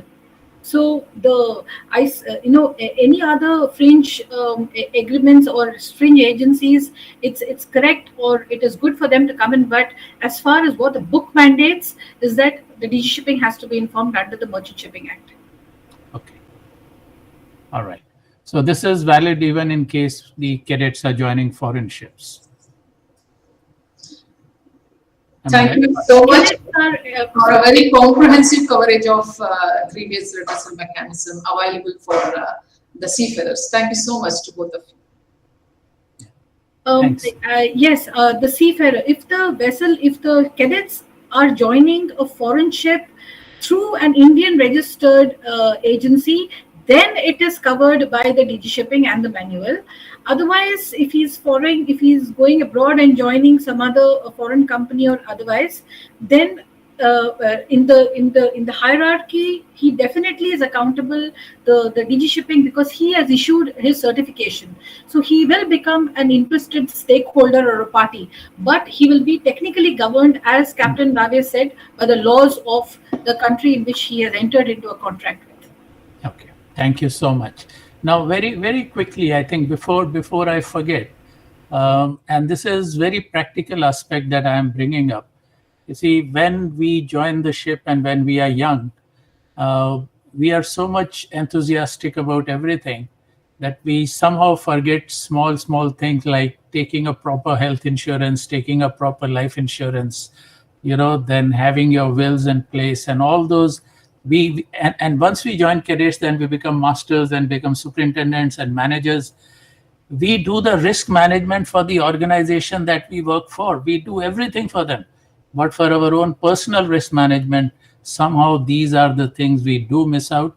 And when some problems do happen in Hong Kong, I have seen, if somebody has passed away, let's say, for example, suddenly you find he has not written a will, he has not taken an insurance, this comes in, that comes in.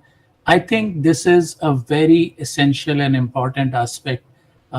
Personally speaking, in 1981, I did that before joining the ship. So this is something which may be considered. All right. Now, coming to the issue about cyber security, Dr. G. Veera Senthil Kumar, Assistant Professor, has mentioned about microcredit course, which Captain Sundarasan has very rightly said that looking after seeing the necessary requirements, this could be shared with everybody else. Now, let me get Mr. Sudhir Pandey again This is a very, very good question. If he can bring it up himself. Excuse me for interrupting, Jagmeet. There is one person who has already raised his hand before. That is Marine Yes, Electrical. that's marine electrical. Yes. Let me go back. Can I Yes. start? Because I finish fast. Yes, please. Yeah, actually, what I feel, young boys, I mean, they come to institutes like the big cities first from Mumbai and all, and they go to ship. So their mind is very plain, like it's like a slate, and they are grasping things very fast. But what we lack in our Indian system is this counseling and free communication with the boys. We usually try to maintain discipline and maintain a distance. So I say we should encourage them to ask more and more questions, and we should, since we have tread the path of life, we have seen merchant shipping, so we should explain the various aspects regarding safety, the way you said insurance things and all that, because that nascent stage of life, mind, they cannot foresee, they cannot perceive that. So all aspects regarding safety, regarding money management, regarding even marriage management. So, because when seafarer, they come on board, the wife is left alone and they're newly married, they have children. So various issues I do discuss with cadets when I'm in the class. So they enjoy, and make them free to ask questions. At the same time, I expect the technical aspects also. And anything being taught should not be very monotonous and monologue. You have to correlate theory with the practical, and it should be made interesting. And secondly, I'll request the institutes also to have a good infrastructure. Nowadays, you have interactive boards and all that. There should be surround speaker system, because a class of 50 or something, when we talk, the boy is sitting in the end, they can't understand. And one more thing which I will emphasis upon, that plays a very important role. So the training of English language should be there throughout the session, all 4 years or 3 years. Because if the language communication and understanding comprehension is good, the boy's capability to understand and expression both becomes good. So it is often neglected, I've seen. That's Yes. what I would like to say. I entirely agree with you. I couldn't agree with you more. It's a fantastic. Now there's something which Captain Karanjikar mentioned. Yes, of course, we have to declare. Santanu Paul, with due regard to all panelists, talking about attitude, I must say that when we talk about attitude in today's environment or in the past, it crosses all the generations. There is no intention to say that today the attitude has become worse than before. Not at all. That's not the intention whatsoever. But yes, attitude is important. Aptitude is important. The total is 100. No other word, total is 100. So I think we have to remember that. Okay. And then two hands raised, Jagmeet. Yes, So, the raised hands. Let me just go to the queue. Thank you so much. So we got Marine Electrical. I don't have the name. Yes, please, go ahead.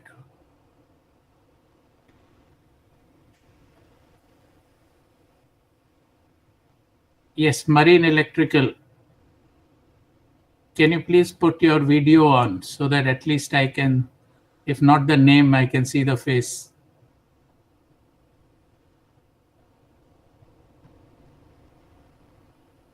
Okay, Archana. Yes, as far as the insurance is concerned, the Merchant Shipping Act once again covers the insurance policy, which says that an owner is responsible for every sailing ship to bear all the expenses, etc. And an insurance policy for all the members of the crew of such vessel is taken in case of death. I mean, especially for death and personal injuries and etc. So this is also a port state requirement. So yes. as that is the first part on the insurance part of it. That is, MS Act covers it. Yes. As far as will is concerned, it is testamentary.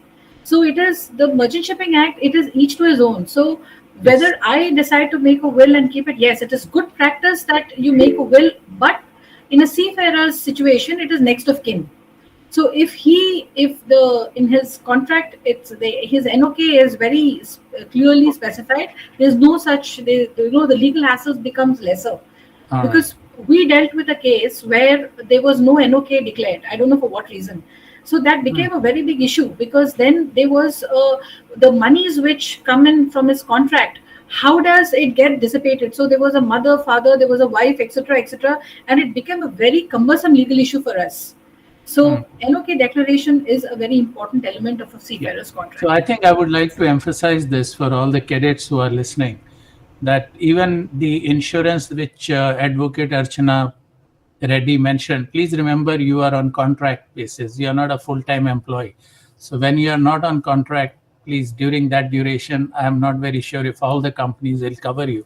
So it's a very good practice to do your own risk management and writing will to take that proactive action and not just depend on NOK, but just do it. I think it's a good practice, and in future this is going to help you. All right, whatever is provided is fine. Okay, Marine Electrical is back. Yes. Marine Electrical, you have any question? You have raised your hand. Please go ahead. Or maybe by mistake Maybe they need to unmute. Yeah, you need to unmute and speak. Or can you just type the question that you have? We don't want to miss any questions. So please.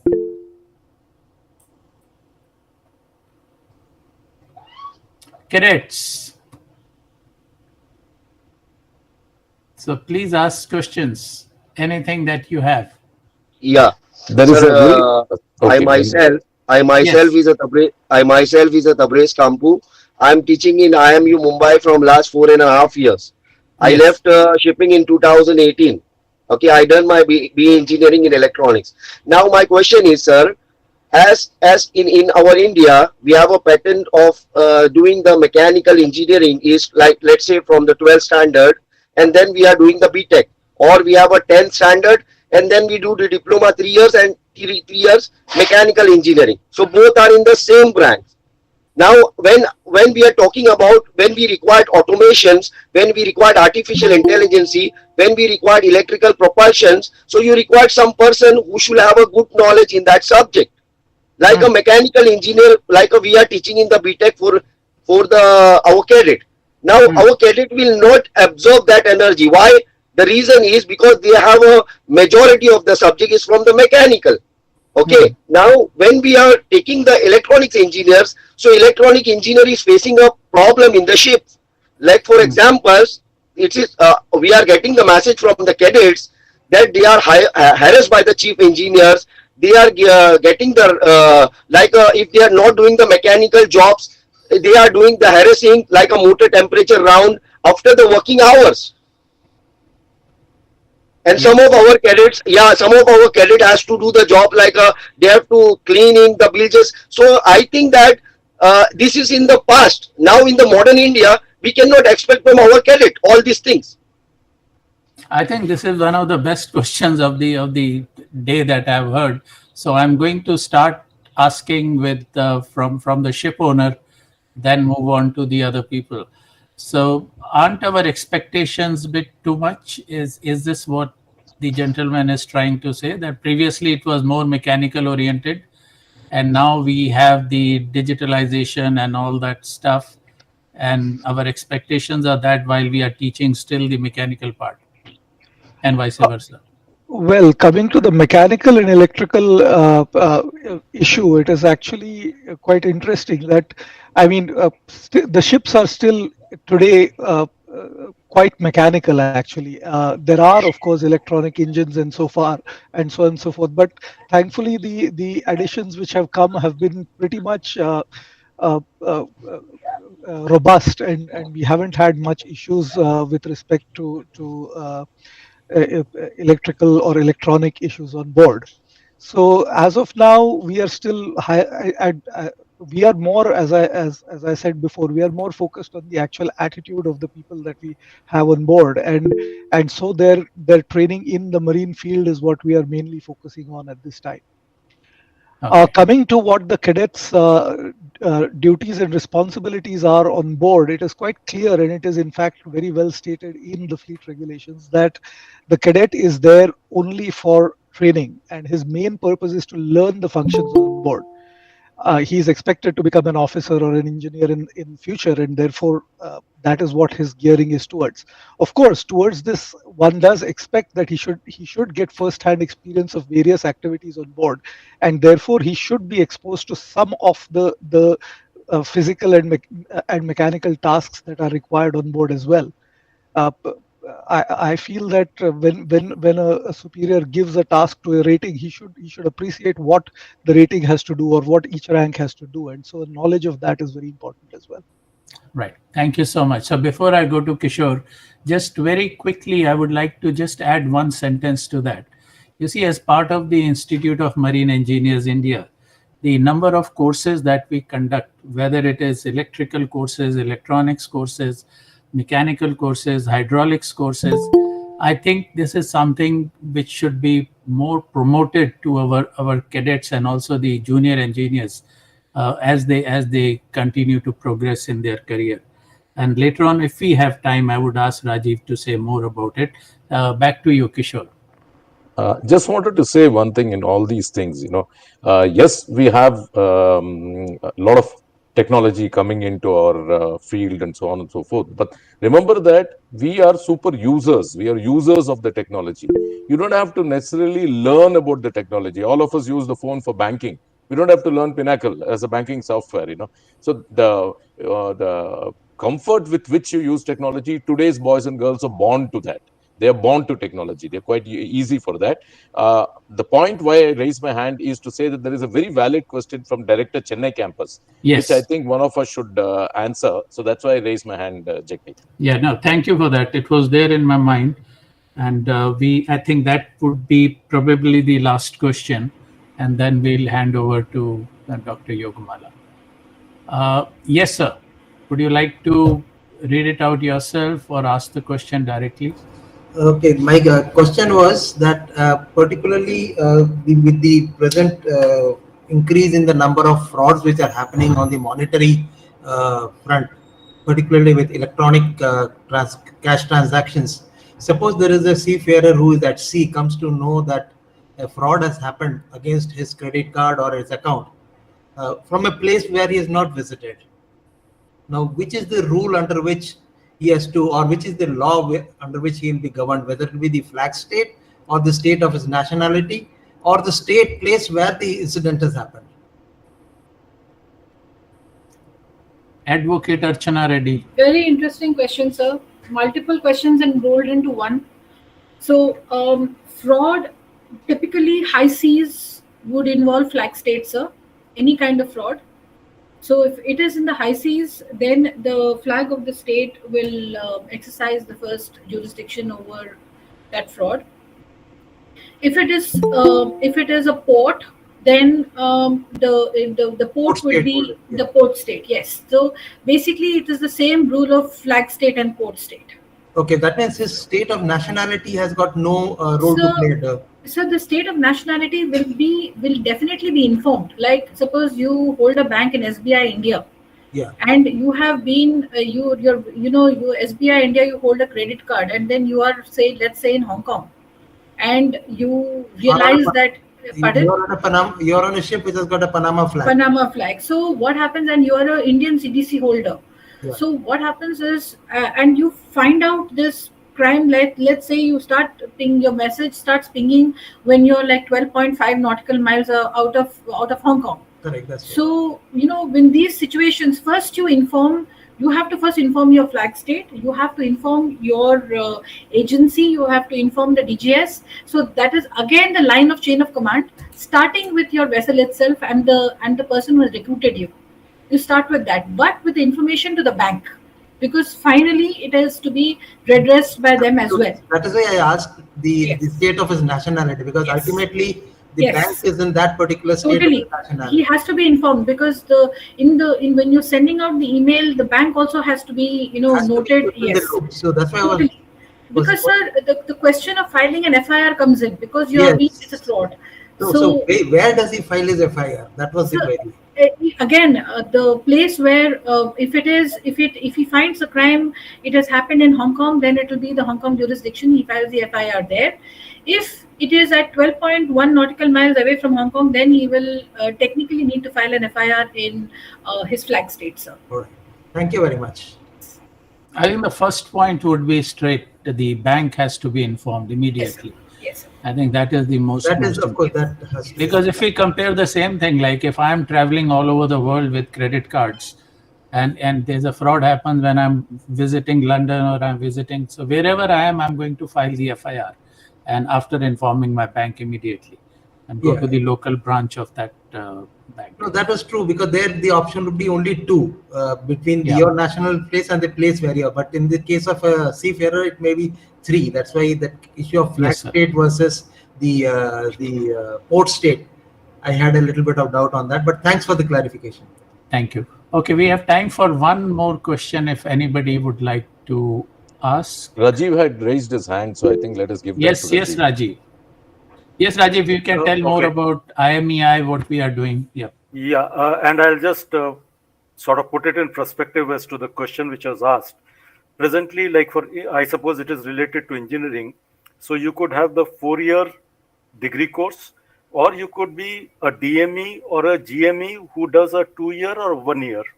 And the way it has been structured is there are model courses made by IMO, which now have become goal-based, but in the earlier part were very, very descriptive.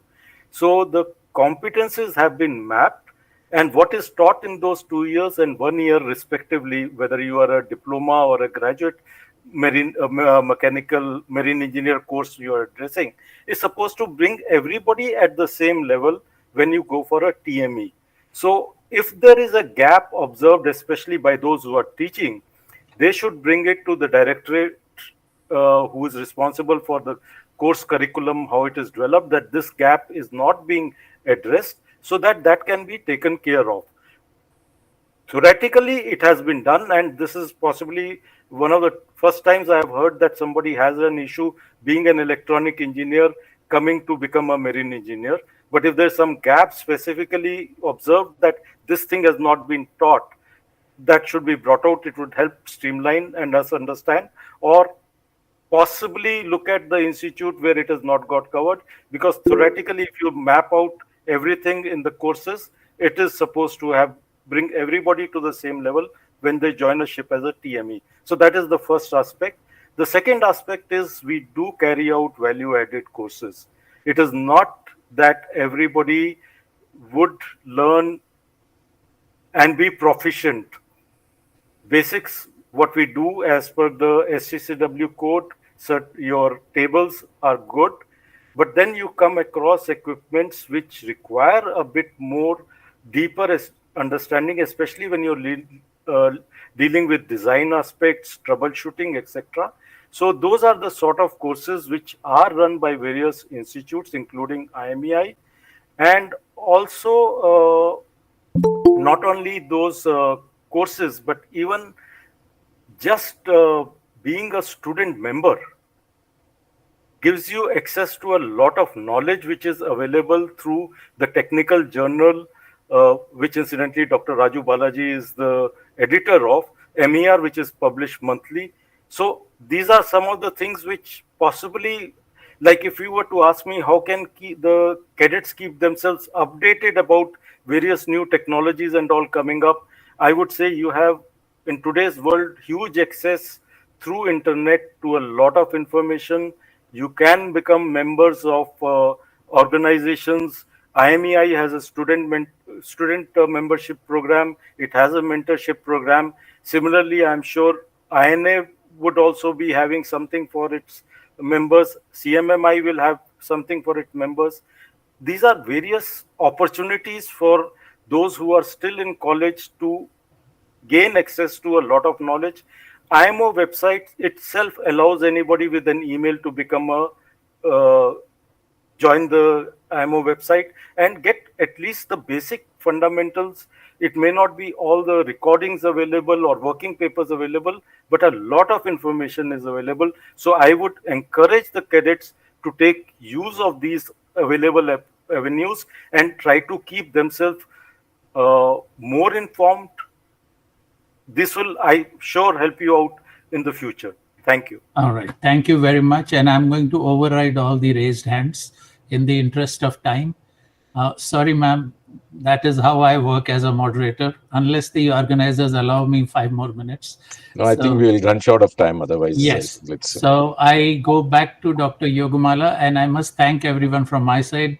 It's been a pleasure moderating this panel, and amazing panelists and good questions. Thank you so much. I really appreciate. And Dr. Yogamala, over to you, ma'am.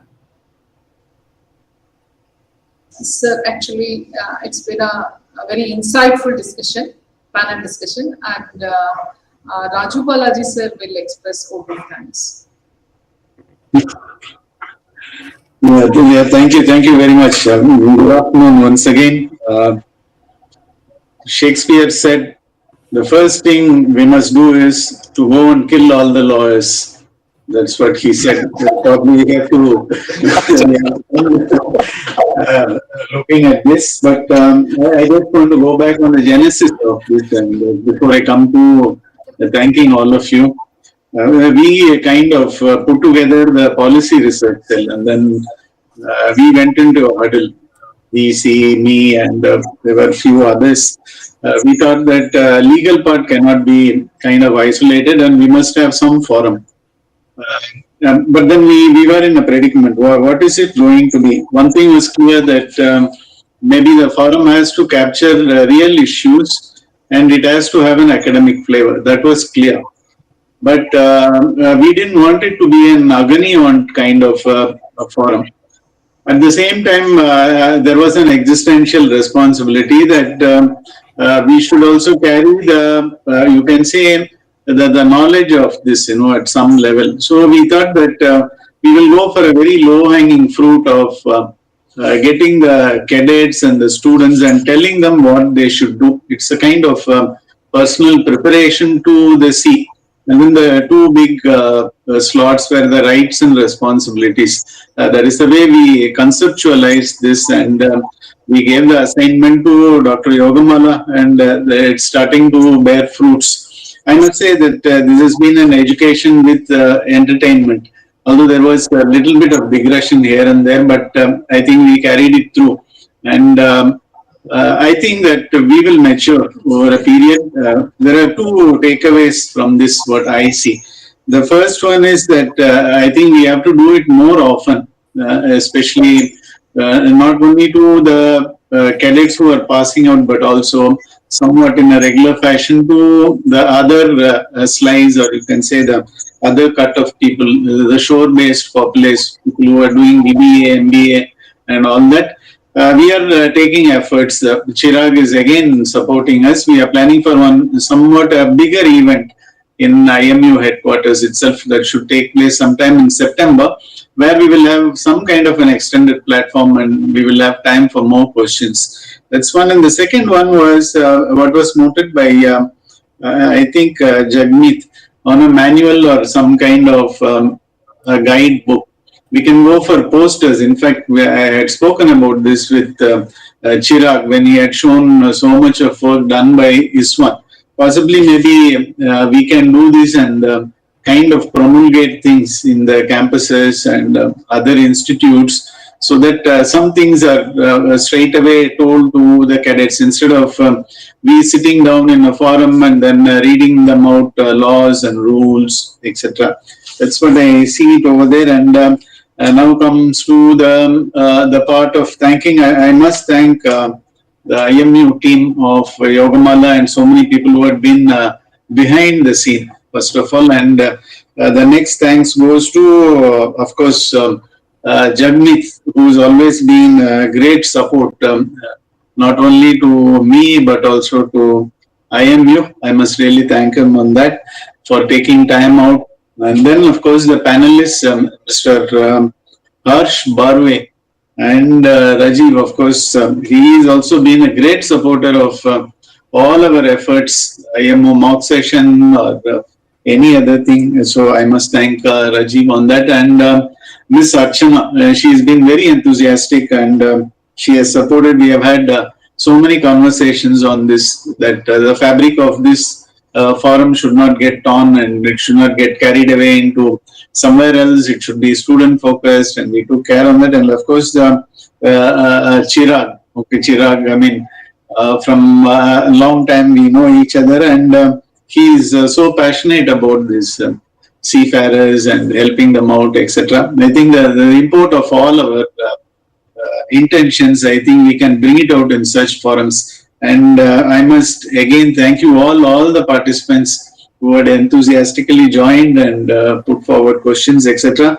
And not to forget Captain Kishore Sundaresan. Okay, so we must have some good, experienced people in such forums. So I thank Captain Sundaresan for this. I think somebody could not join us, I think. So maybe in the next instance, we can have some more people from the industry. On that note, I would like to end it here. Thank you all very much. Yeah, bye-bye.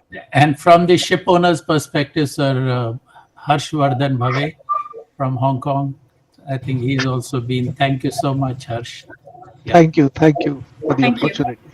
Thanks to all the panelists and even Rajoo Balaji sir and Vice Chancellor in our absence here, because whenever I asked any approval, they have approved in a very quick and fast track manner. And thanks a lot to everyone, all the panelists for their support and effort put into bring the program to fruition. Thanks a lot. Thank you, ma'am. Thank you, Dr. Balaji. Thank you, everyone. Thank you. Thank you.